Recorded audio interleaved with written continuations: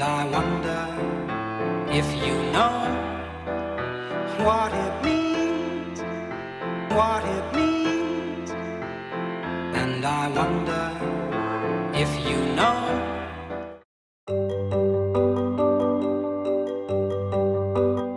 I thought it was crazy.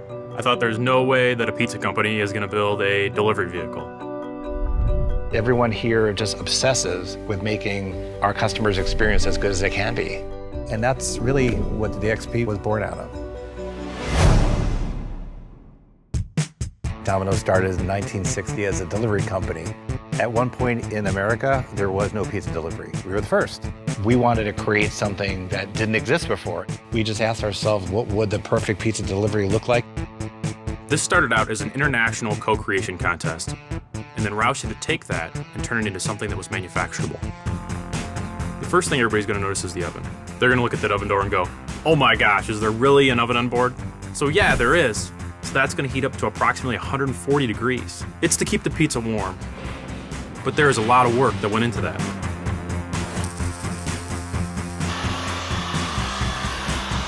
We actually cycled this door over 25,000 times.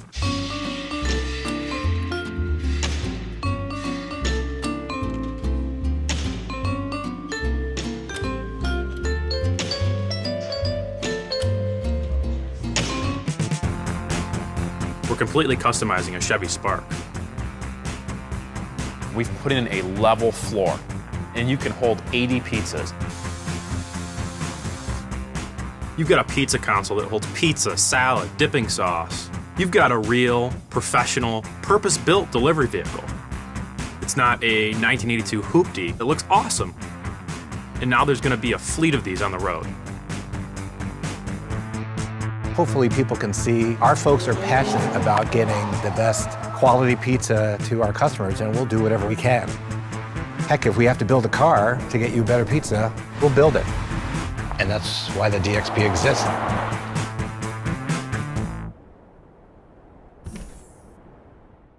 Hey guys, we're going out of business. Josh and Donnie's super cool superstore for men. Hey, I want to personally thank Michael Mesh Fabric. No, it's Micro Mesh Fabric. Yeah, them. I want to thank you. And you too, Fruit of a Loom, for making me unemployed.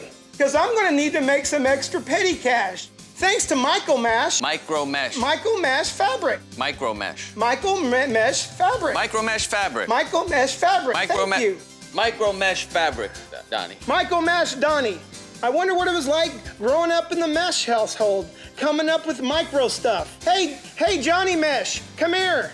Michael, come here. We got a new product. What is it? It's breathable underwear. Let's sell it to Fruit of a Loom. Let's put out Josh and Donnie out on the street while we invent it.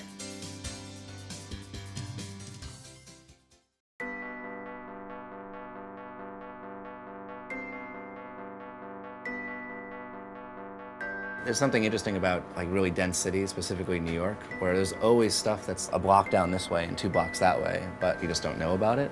And like our thesis all along has been we can build the software that gives you like the sixth sense and helps connect you with the things that you can't really see that are right around the corner.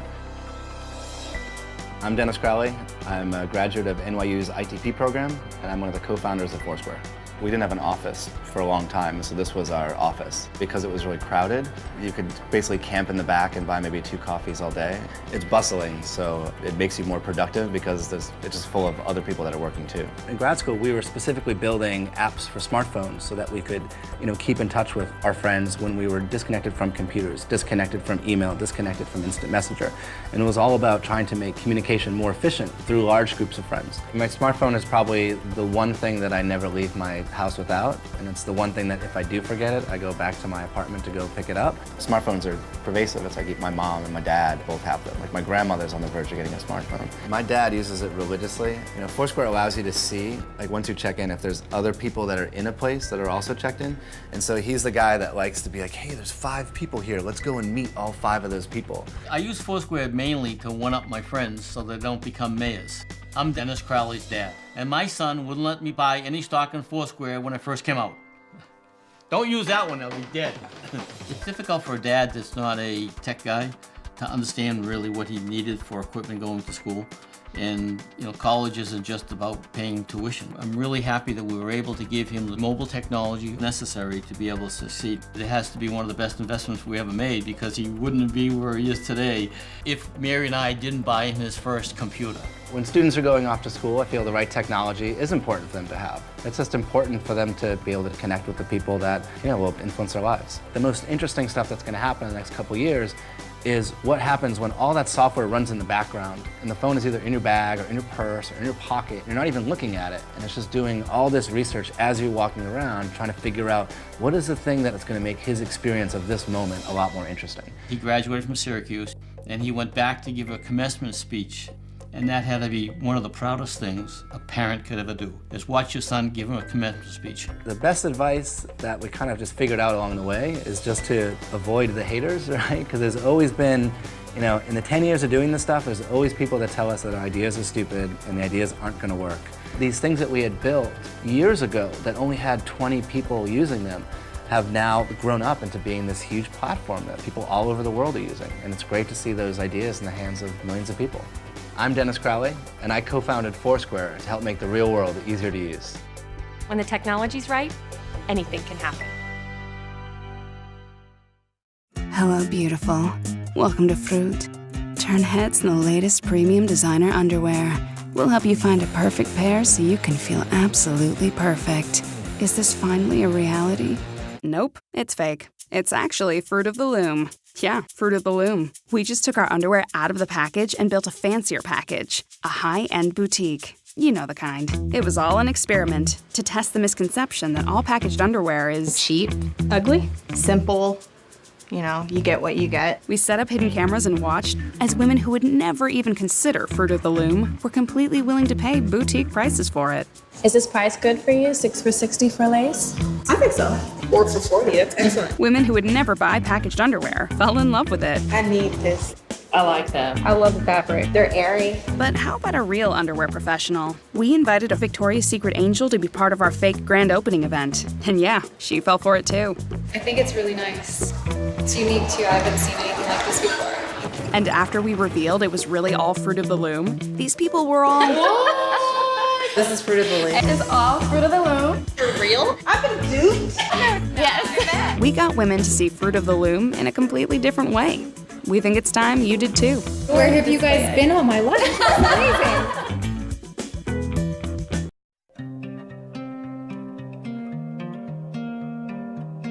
When my parents got me this computer, I thought I'd just be writing papers, doing some research, but it ended up totally changing my life and my career. I'm Julia Silverman. And I'm Jessica Matthews, and we invented the socket. The socket is a soccer ball that doubles as an eco-friendly portable generator. As the ball rolls, there's a mechanism inside that rolls with it, that turns a motor. That motor is then powering a battery, and that power is being stored in that battery so you can plug things into the ball. 30 minutes of play will give you about 3 hours of light. So this here is our adapter for cell phones too. See right there? It's charging. So we actually invented the ball as part of a class. Neither of us are engineers, but for whatever reason, we were inspired to take a class in the engineering department. The idea was, come together and using art and science, pick an issue, and try to make it better. And we started to think about the times that we'd spent overseas, and we all had this similar experience of seeing kids play. And just as much as we noticed that there was so much universal love for soccer, we also noticed there's a huge market for safe, sustainable, immediate power access. We had to build the first prototypes by ourselves. We had our laptop, we had whatever we can get from an electronics store, and that was it. When you're young, you don't have an office where you can have someone printing all your papers and files. Like your file cabinet is your laptop, your research lab is your laptop. It's a really great way also just for us trying to have a startup and execute an idea to have technology that allows us to be anywhere. Even though we weren't experts at the beginning, technology allowed us to become experts. And that's the worst, it's true. It's the worst thing you could tell an engineer. It's like, yeah, I know you went to school for this, but I figured it out. These kids aren't really allowed to be children for very long. You know, they have to deal with very serious issues in their lives every single day. Just sometimes giving these kids the ball before we even show them the power generation part is such an amazing thing, because to have a ball that doesn't require inflation, these kids go crazy. And then when you show them that it can do more, it's like you're telling them that the Tooth Fairy does exist. I can't necessarily tell you about 10 years from now, but I can tell you that 6 years ago, when I started college, I never imagined that I would have my own company as a 23-year-old. Exactly. Like 10 years from now is a long time. I'll be in my 30s. It's kind of scary. I don't really know what to tell you. We're using our laptops to turn soccer balls into a power source. When the technology's right, anything can happen. Who I live for? I live for my husband. I live for my son. He's going to be the next one in this loop that takes care of this world. This is who I live for, my daughter. I'm a new mother, and she means the world to me. So I live for my family and my kids, and this is my son. And we live for our daughter, Sophia. And I live for him. And I live for her. I live for this beautiful family. And I live for my daughter, Luma. These are my babies. This is my life. I live for this. My grandkids. This is Allie. And this is Jacob. So I live for my son. His name is Dennis. This is me and him. I'm teaching him how to ride a skateboard. I live for John. My name's Sarah and I live for my daughter.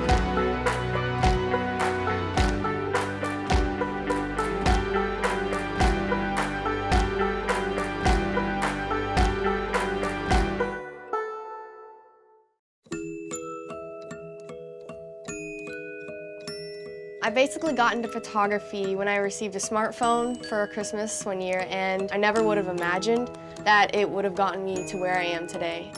My name is Claire Jansen and I'm a photographer. I obviously thought my smartphone was just going to be for texting, calling, you know, playing games and stuff, but I started to take photos. Sometimes I can just create whatever I see and just put it together, and it makes something that's kind of like almost magical. It feels great to know that something that I feared was going to be a distraction turned out to be a passion. It was really exciting for me. It's like having a key and being able to like unlock a door and entering a whole new world. When you have your phone in your pocket and you can just reach out and kind of stop that moment in time, it's just like storing memories in your hand. I wake up and I, log in Instagram, and what's so cool about it is I'll post my pictures. People are giving me compliments, and that's what motivates me to want to take pictures. My gift was a smartphone. That turned me into an Instagram sensation. What will your gift do? Let us show you how the right gift can make all the difference. And you can shop anywhere, anytime, online at bestbuy.com and from your smartphone, or visit one of our stores near you. It's amazing to think that just one little tiny device can change your life. Come in and let us help you find the perfect gift this holiday season. Only at Best Buy.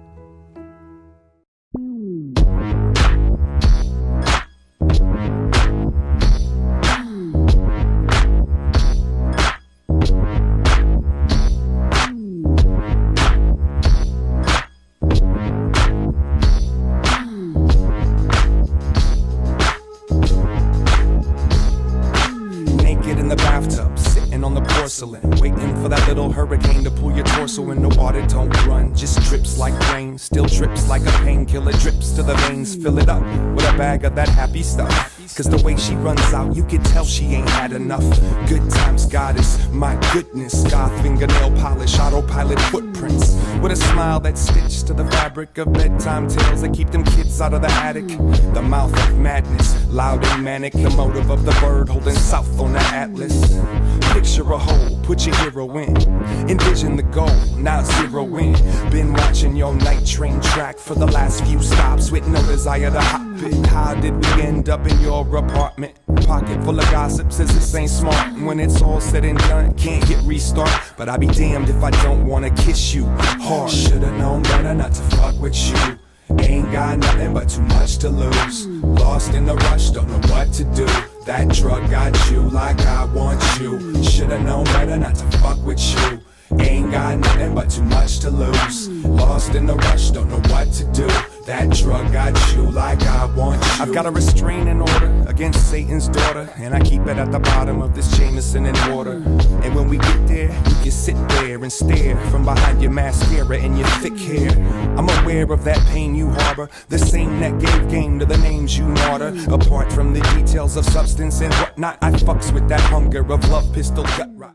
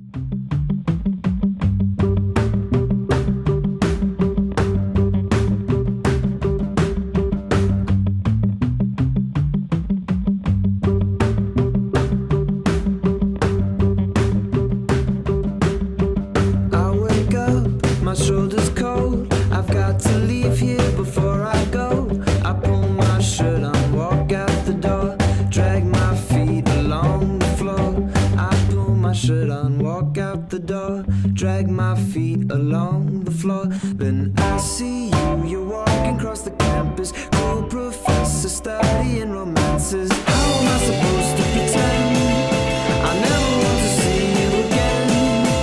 How am I supposed to pretend I never want to see you again?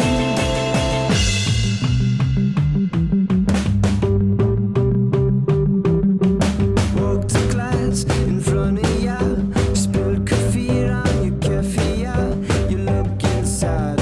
To the door, drag your feet along the floor. Then I see you,